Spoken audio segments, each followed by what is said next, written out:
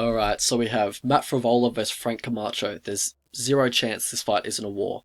So Frank Camacho, he's got a 1 inch height advantage and a 2 inch reach advantage.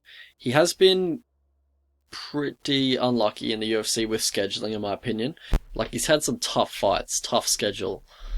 So yeah, Justin James, probably a guy he should beat, but I feel like Justin J has just caught him cold, which, you can do against, Justin James can catch you cold. He's got a bit of power. And for Beneil Dariush, what can you do there? Beneil's very good, and he took him to the mat, quite easily subbed him. Jeff Neal, that guy's top 10 welterweight when he is on. Drew Dober, very good in the stand-up, so, when you're fighting him in the stand-up, it's going to be tough. The Leech, very good fighter as well. He's living up to his potential now in the UFC. So yeah, he's had a tough schedule in my opinion, and not all these guys are above the level of Matt Frevola in my opinion. So yeah, let's see how he fares against Matt Frevola here. So in this stand-up, Frank, he really likes to be the aggressor, maybe even to a fault at times, because I think he has the need to be the aggressor in fights. That's where he's comfortable. But yeah, to a fault maybe at times, because sometimes it isn't the most optimal game plan. And we saw that against Justin James. Like, he caught him. Like, Frank wouldn't take a step back, and Justin James just caught him in the pocket. And, maybe the smarter game plan would have been just to take the cautious approach in round one. Let Justin James, who is known for having a terrible gas tank, even at the time, maybe just gas himself out and expend a lot of energy in round one, while you're playing it a little bit more defensively, and then really turning it up in rounds 2 and 3. But yeah, he doesn't like taking a backward step, so, sometimes to a fault. For Frevola, he likes being aggressive early too. He starts the fights off very aggressive, and then, once you hit him a few times, he starts taking the back foot, and he can back up in a straight line and onto the fence, and, doesn't have the greatest defense on the back foot, but, when he's advancing and he's got that right hand cocked and he's taking short steps, he's trying to set up that overhand right or the straight right. Like, when he's coming forward with his right hand up, and he's taking short steps, that's the only thing he's looking for, so you just have to watch out for that, really.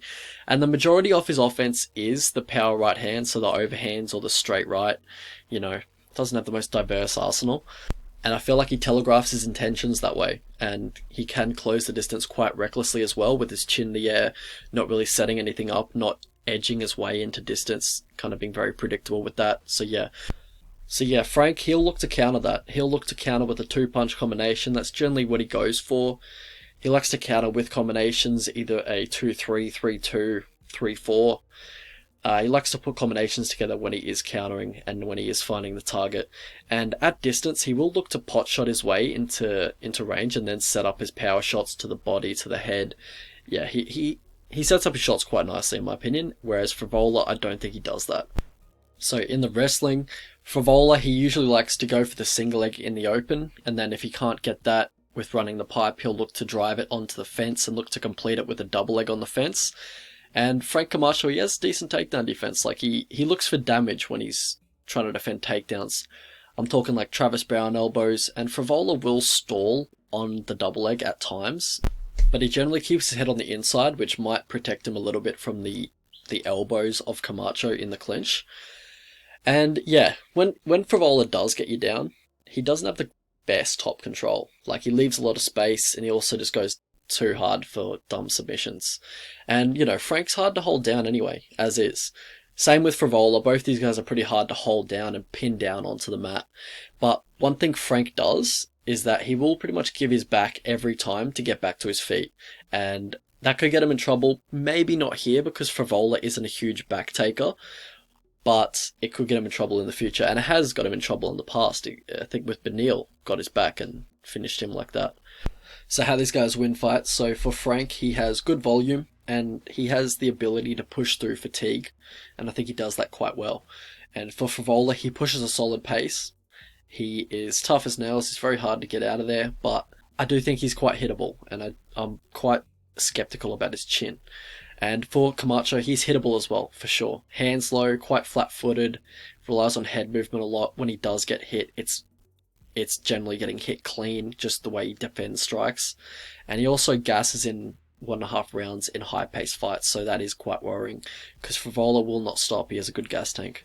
Path to victory for these two. So for Frevola, Look to set a high pace with your grappling early on. Look to wear on him early. Look to get in the wrestling right and just go for mat returns. Look to really just drain him a little bit. And if you're unable to control him on the mat, then I think the wrestling ride and the mat return approach would probably be the way to go. If he's just getting up from all your takedowns, just look to control him in the wrestling exchanges. And for Camacho, look to be on the front foot, look to keep him against the cage, so basically his heels are on the cage so he can't really level change with easy access for the double leg. Also, look to get it into the clinch and look to use your size and look to throw him around a little bit. Maybe mix it up with trips in the clinch. You do have a nice trip in the clinch that you could use here. Maybe look to get some top control on Frevola or, some round stealing takedowns. Look for knees and dirty boxing in the clinch. Just look to make it, very close fight in the pocket. How I see the fight playing out? So yeah, as I said before, zero chance this isn't a war. I feel like Frevola will come out of the gates early, as he usually does, but after about a minute, I believe Frank will have him on the back foot. I think Frank is better on the feet, and I think Frevola might want to put his wrestling shoes on in this one instead of brawling here, as he usually does. Both have suspect chins, but I think Frank has more power and experience in brawls, and I think that's going to help him here.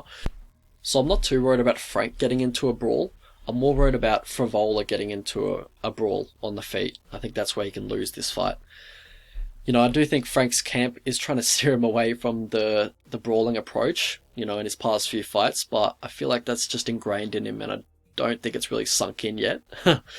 So he could come out with this totally new low volume approach that his coaches are trying to get him into, but I don't think that's the best approach for this fight, this specific fight. But I do think he comes out just like the normal Frank the Crank, starts putting the volume on, starts getting in your face, and then, looks to put the hands on Matt Frevola. I could definitely see Frevola getting Frank down a few times, but I don't think he's going to be able to hold Frank down for meaningful periods of time. So, yeah, I do think Frank Camacho is going to win this fight. And if you like Frank Camacho, 84% of his career fights have ended inside the distance, and I don't think this one does either. I think someone's definitely going out in this fight. I think Frank puts him out in the first 2 rounds or does enough damage to win a decision. So yeah, that's the prediction. Let's have a look at the betting lines. Alright, so the prediction is Camacho by KO. I think he puts Frevola out. A few bets I was looking at was Camacho, obviously. The money line, I think it's a bit wide at the moment, definitely. Anything above $2.20, I was going to look to bet Camacho plus 120 for the American guys. At this price, I'll probably put a unit on it, maybe a unit and a half.